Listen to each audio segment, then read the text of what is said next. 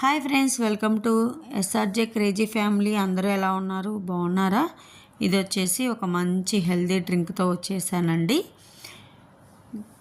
మీకు ఇప్పటికే అర్థమై ఉంటుంది, ఇది ఏబీసీ జ్యూస్ అండి. నేనైతే డైలీ మ్యాక్సిమం తాగుతాను. ఫ్రీగా అంటే మార్నింగ్ త్వరగా లెగిస్తే కనుక ప్రిపరేషన్ చేసుకొని తాగుతానండి. దీనికి యాపిల్, జింజర్, క్యారెట్, బీట్రూట్, కొంచెం పుదీనా, నిమ్మకాయ, హనీ అండి. పుదీనా, అల్లం అనేది ఆప్షనల్ అండి. హనీ కూడా అంతే. మెయిన్ మనకు కావాల్సింది యాపిల్, బీట్రూట్, క్యారెట్. వాటిని పీల్ చేసేసుకొని ముక్కలుగా కట్ చేసుకొని వాటర్ వేసేసి జ్యూస్ చేసుకోవటమేనండి.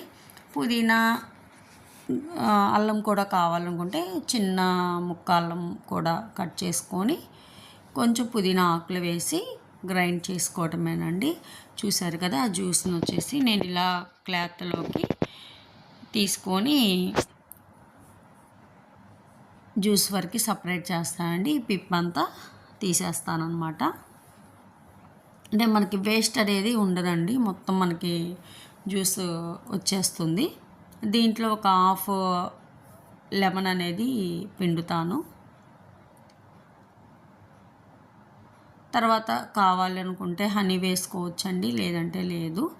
నేనైతే మ్యాక్సిమం అంటే తాగాలనుకుంటే హనీ వేసుకొని తాగుతాను, లేదంటే మామూలుగా తాగేస్తాను.